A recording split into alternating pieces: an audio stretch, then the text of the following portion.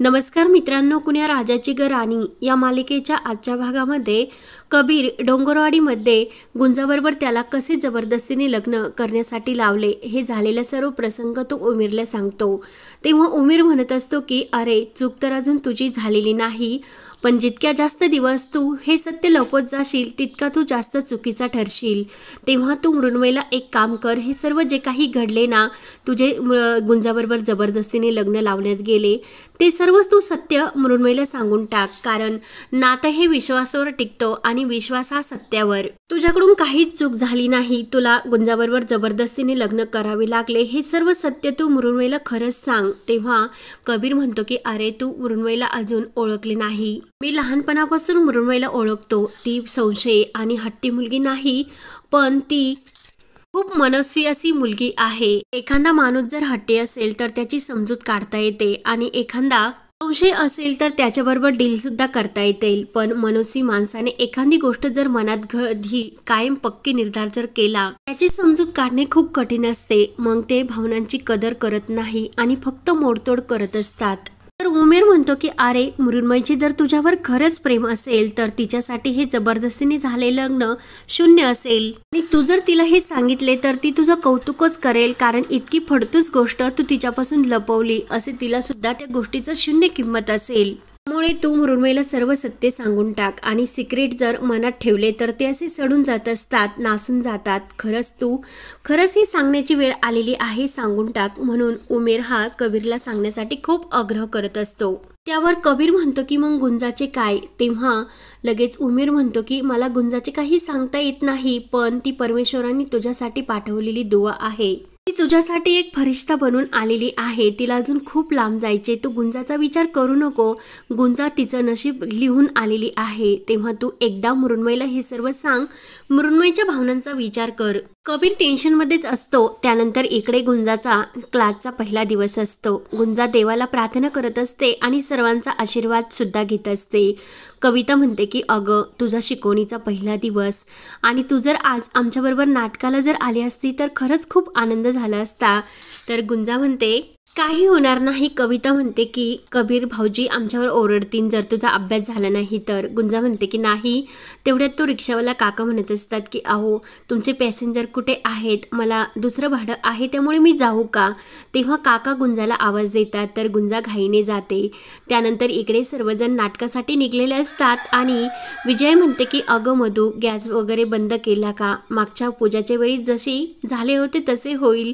तेव्हा सर्वजणी मात्र खुश होऊन जायला निघतात। गुंजा बाहेर येते आणि रिक्षामध्ये ती जायला निघते, तेव्हा तिच्या लक्षात येते की तिचा पेन विसरला आहे। तेव्हा ती रिक्षावाल्या काकांना म्हणते की अहो माझा पेन विसरला, मी लगेच येते।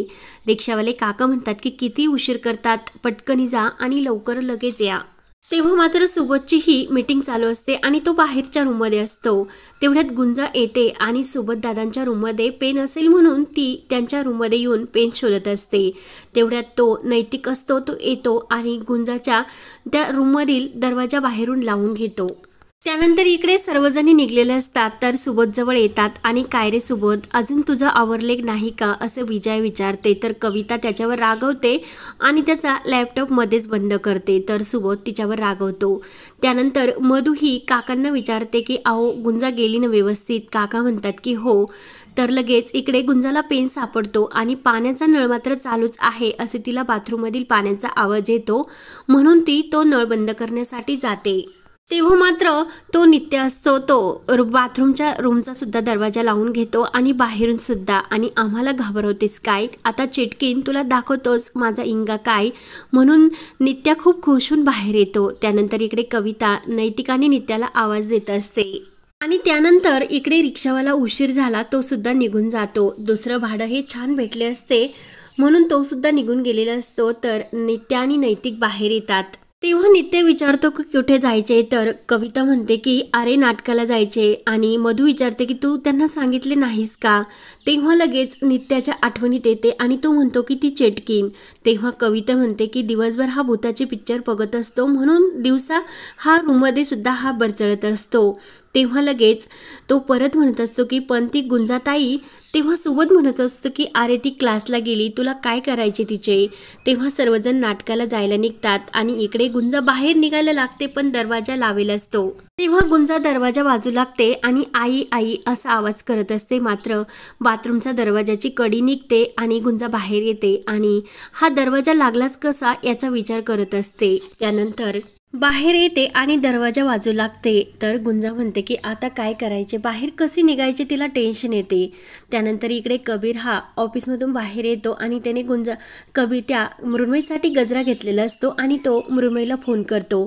मृण्मयीला म्हणतो की मी आता निघलो, तुला किती वेळ लागेल. तेव्हा मृण्मयी म्हणत असते की 15-20 मिनिटात येईल. तेव्हा कबीर म्हणतो की मी पुढे जातो आणि तर कबीर म्हणतो की आता आपण आज सर्व काही मी तुला सांगून टाकणार. आत्तापर्यंत जे काही लपवले आणि जे काही आपण बोललो नाही प्रत्येक गोष्ट मी तुला आज सांगून टाकणार. तेव्हा मृण्मयी म्हणते की अरे हो, आणि आपल्याला भेटून बोलल्यानंतर जे काही बोलायचे त्यासाठी तरी थोडा काहीतरी वेळ ठेव आणि विषय ठेव.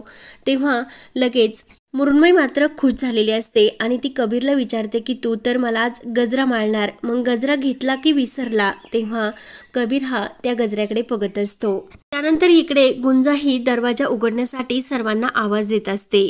गुंजा विचार करते की सर्वजण नाटकाला गेले, मग आता मी ट्युशनला कशी जाऊ, तिला टेन्शन येते. त्यानंतर इकडे कबीर मृण्मयीला म्हणत असतो की आज मी तुला भेटल्यानंतर सर्व काही सांगून टाकणार आणि आजच्या भेटीत मी सर्व काही ठीक करेल. तर मृण्मयी विचारते की म्हणजे आपल्यामध्ये सर्व काही ठीक नाही का.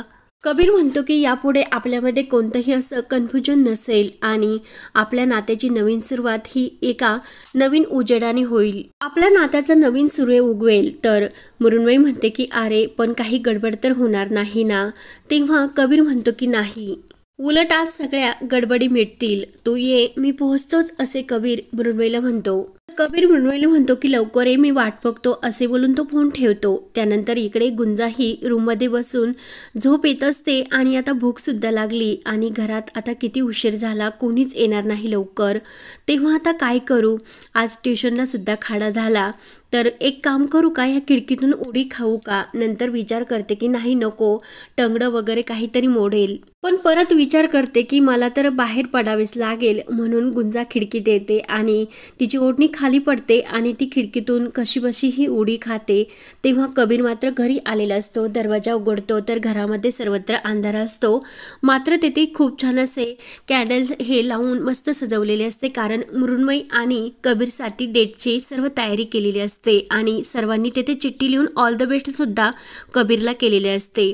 तर कबीर ती चिठ्ठी बघून म्हणतो की सर्वजण एकच जात खट्याळ आहेत आणि काय समजणार कुणाला. तेव्हा कबीर विचार करतो की मृण्मयी आज मी पहिल्यांदा तुला गजरा माळणार आणि कुठलंही नातं हे पुढे नेताने दुसऱ्या नात्यावर अन्याय होऊ नये इतकंच मला हवं असतं.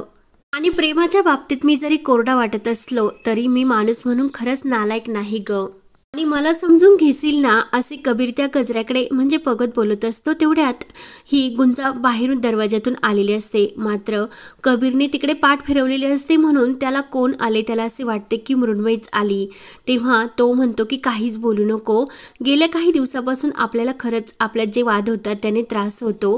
तेव्हा कबीरचे लक्ष मात्र इकडे असते, त्याला समजतच नाही की गुंजा आहे. कबीर म्हणतो की तुला खरंच खूप त्रास झाला, तू तेथेच थांब आणि आपल्या दोघांमध्ये जे काही अंतर आहे ते खरंच तू तेथेच थांब, ते समजायला हवं. दिसायला 2 पावलांचं अंतर आहे आणि जर समजून घेतले तर हीच 2 पावलं सुखी समाधानी संसाराची सुरुवात ठरतात. तर गुंजाला ते ऐकून आनंद होतो आणि आज फायनली मी तुला सर्व काही सांगणार. तेव्हा गुंजाच्या डोळ्यात पाणी येत असते आणि ते तिथून जायला निघते. तर कबीर म्हणतो की थांब, प्लीज थांब. तेव्हा तो गजरा घेतो आणि हा गजरा आपलं नातं सुगंधी होत असल्याची निशाणी आहे. हा सुगंध आपल्याला आयुष्यभर पुरेल, पण ह्या सुगंधामध्ये जर तू तुझी बाजू समजून घेतली तर आपला खरंच आयुष्यभर आनंदात जाईल. आज मी तुला जे काही सांगणार आहे ते ऐकून तुला आपलं नातं पुढे न्यायचे की नाही हे तू मला सांग. तेव्हा कबीर तो गजरा खोलतो आणि लगेच तो मृण्मयी म्हणून गुंजाच्या केसात माळणार. तेव्हा लगेच गुंजा साहेबा असे बोलते आणि लगेच घरामध्ये लाईट येतो आणि मृण्मयी ही दरवाजात आलेली असते. तेव्हा मृण्मयीला बघून कबीरला मात्र खूप मोठा धक्का बसतो आणि सर्वांचा तर खूप गैरसमज झालेला असतो आणि हा भाग येथे संपतो। पुढील भागामध्ये कबीर हा मृण्मयीला म्हणत असतो की मी तुझ्यापासून जे सत्य लपवलेले आहे आज ते सर्व मी तुला सांगणार। मृण्मयी विचारते की कबीर काय झाले, तर कबीर म्हणतो की डोंगरवाडीला माझं आणि गुंजाचं लग्न झालं। तेव्हा मृण्मयीला मात्र खूप मोठा असा धक्का बसतो। तर लगेच कबीर म्हणतो की माझं बोलणं पूर्ण झालेलं नाही, तू ऐकून घे। तेव्हा मृण्मयी मात्र सनकनसी कबीरच्या कानाखाली देते। तर कबीरला खूप वाईट वाटते। तेव्हा आता पुढे काय घडणार, मृण्मयी आणि कबीर यांचे नाते मोडणार का, ते पाहण्यासाठी चॅनलला नक्की सबस्क्राईब करत राहा। धन्यवाद।